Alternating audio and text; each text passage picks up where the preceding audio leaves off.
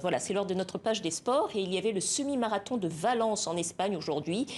Et c'est une athlète éthiopienne qui a frappé fort. Bonsoir Théa. Bonsoir Dominique, effectivement, Letsenbet Gidek qui ne fait pas les choses à moitié. Première participation à un semi-marathon et record du monde pulvérisé. 1 heure, 2 minutes et 52 secondes pour parcourir 21 km 100. C'est 1 minute 39 secondes de moins que le précédent record détenu par l'une de ses compatriotes. Letsenbet Gidek, déjà détentrice des records du monde du 5000 mètres et du 10 000 mètres, ainsi que de la meilleure performance mondiale de tous les temps sur 15 km. À 23 ans, elle ajoute donc une nouvelle ligne à son palmarès, sûrement pas la dernière. Et puis du côté des hommes, pas de record du monde, mais une très belle course quand même du Kenyan Abel Kipchumba qui s'impose à Valence, lui, en 58 secondes 07. Bon, et puis on a encore un sportif africain qui s'est illustré en Angleterre aussi. C'est Mohamed Salah qui entre encore un peu plus dans l'histoire. Oui, jusqu'où ira-t-il? C'est la question que tout le monde se pose. Il a été étincelant une fois de plus cet après-midi dans le choc de Première Ligue entre Manchester United et Liverpool, auteur d'un triplé en 12 minutes. Mohamed Salah également passeur décisif dans la large victoire de son équipe, 5-0. Aucun joueur n'avait inscrit un triplé à Old Trafford depuis 2003. L'Égyptien, désormais meilleur buteur africain du championnat d'Angleterre avec 106 buts au compteur. C'est plus que la légende Didier Drogba et ses 104 réalisations. Allez, encore un petit mot de foot avec les résultats de la Ligue des Champions. Dernier match au retour du deuxième tour préliminaire ce dimanche. L'élimination des Congolais de Maniema Union qui découvraient la compétition. Pas d'exploit non plus pour les Mauritaniens du FC Nouadhibou à l'aller. Ils avaient pourtant surpris les Algériens de l'ES Sétif.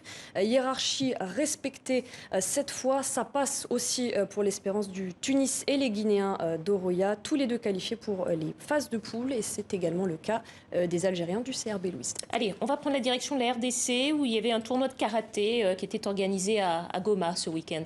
Et un tournoi pour la paix et la réconciliation, un véritable défi dans cette région très instable des Grands Lacs. L'occasion pour de nombreux athlètes de retrouver la compétition après une longue pause. C'était le cas pour Francis Pendemoya, membre de l'équipe de karaté de RDC.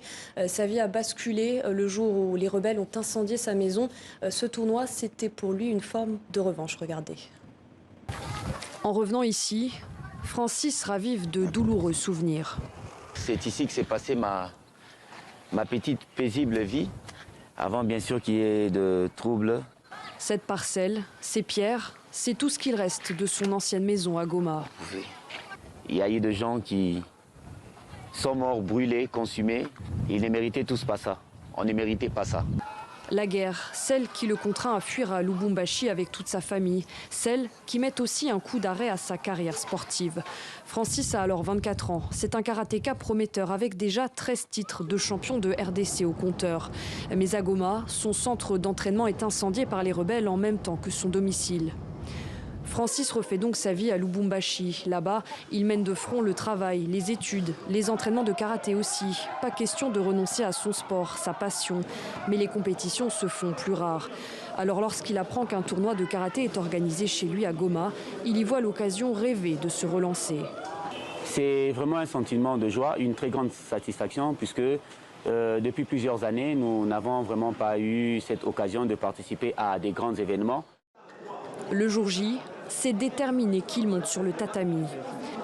Des combattants de 5 nationalités différentes sont présents, tous invités à participer à ce tournoi d'amitié pour la paix et la réconciliation.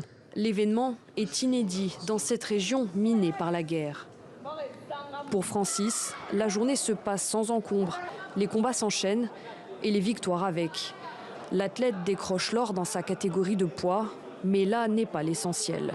Le plus important, ce n'est pas seulement les victoires, mais c'est les messages qu'on aimerait véhiculer à travers ces événements. C'est d'abord le sport comme vecteur de paix et puis de la cohabitation pacifique. Et puis aussi un signal fort afin que la communauté internationale sache que la RDC est en train de renaître de ses cendres.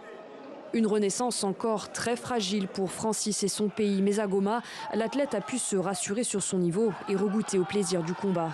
Désormais, il rêve de percer au niveau international. Voilà, merci beaucoup Théa. À bientôt. À bientôt.